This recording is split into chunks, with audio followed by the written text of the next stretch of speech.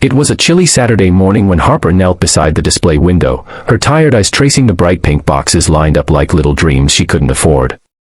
Her daughter, Mia, stood beside her in a faded blue dress, clutching the edge of her mother's torn sleeve, her eyes glued to a Barbie doll with golden hair and a sparkling pink gown. Inside the glass, everything looked perfect, smiling faces, glossy boxes, and promises of joy. Outside, Harper's reflection told another story, one of exhaustion, struggle, and endless love wrapped in worry. She swallowed hard, feeling the sting behind her eyes. And then, with a trembling voice, she whispered, "Sweetheart, I can't afford a Barbie for your birthday this year. If you believe kindness and second chances can still change this world, then take a moment to like, comment, share, and subscribe to Kindness Corner. Because sometimes, it takes just one act of compassion to rewrite someone's story forever." Harper had never imagined life would look like this. Once, she worked at a cheerful cafe downtown, serving customers with a smile while saving every tip for Mia's small joys, crayons, ice cream, little ribbons for her hair. But when the cafe shut down after new management took over, Harper found herself jobless with overdue rent and barely enough food to last the week. Her husband had left years ago when Mia was a baby, leaving her with nothing but a note and a mountain of bills. Yet she fought, every single day, working odd cleaning shifts, folding laundry for neighbors, and skipping meals so her daughter wouldn't go to bed hungry. Now, as Mia's 6th birthday approached, Harper wanted nothing more than to give her something special. Mia had been talking about Barbie for months, how her friend at school had won, how she wished she could brush her hair and dress her up. But Harper's wallet held only 8 crumpled dollars. She tried smiling when Mia asked again, but her heart ached knowing the truth, she couldn't even buy a cake, let alone that doll behind the glass. She sat on the cold curb that morning, watching her daughter press her tiny hand against the store window, whispering, "Maybe one day, Mommy," and before Harper could respond, a man in a dark suit stepped out of the store. He was tall, neatly dressed, with an expression that looked stern yet curious. He had been standing near the doorway for a while, unnoticed, watching the mother and daughter. His name was Cole Harrington, the CEO of the very toy company that made those Barbie dolls.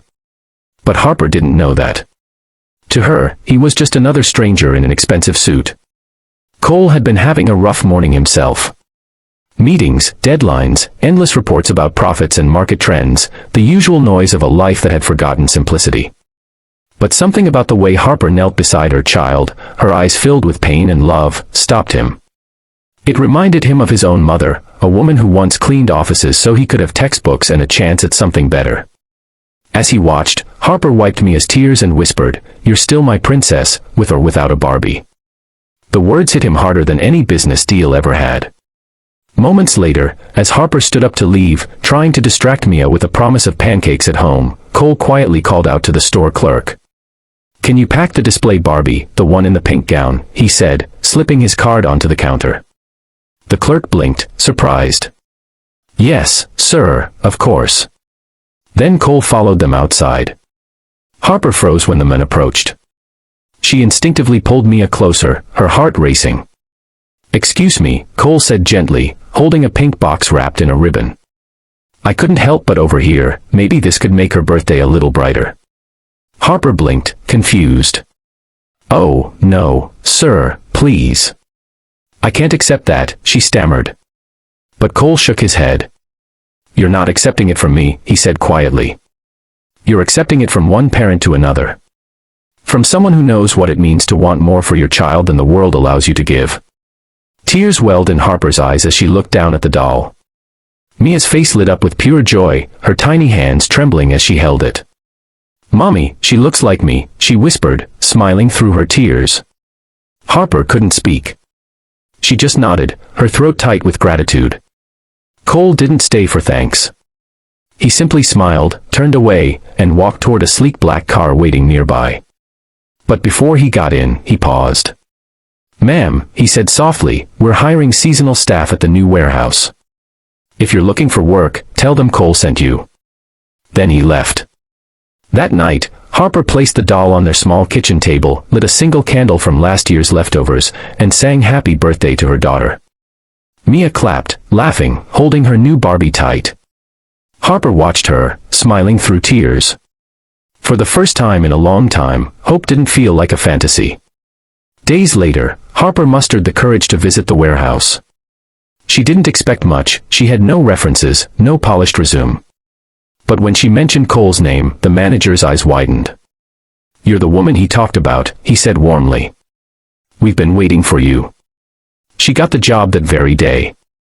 Months passed, and Harper's life began to change.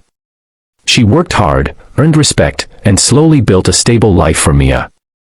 She found herself surrounded by people who believed in her, co-workers who became friends, a boss who supported her growth, and a daughter who never stopped believing in magic.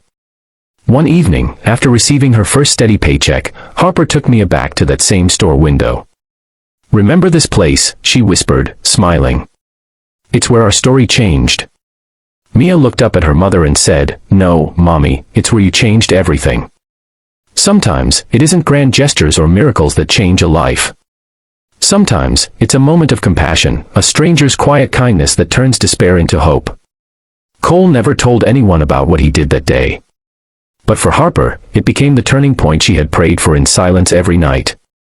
Before the ending, tell me in the comments, what would you have done if you were in the CEO's place? Would you have stopped to help, or walked away like most people do? If this story touched your heart, please like, share, and subscribe to Kindness Corner, where every story reminds us that humanity still shines brightest when life feels darkest. Because somewhere out there, another Harper is waiting for someone's kindness to change her world.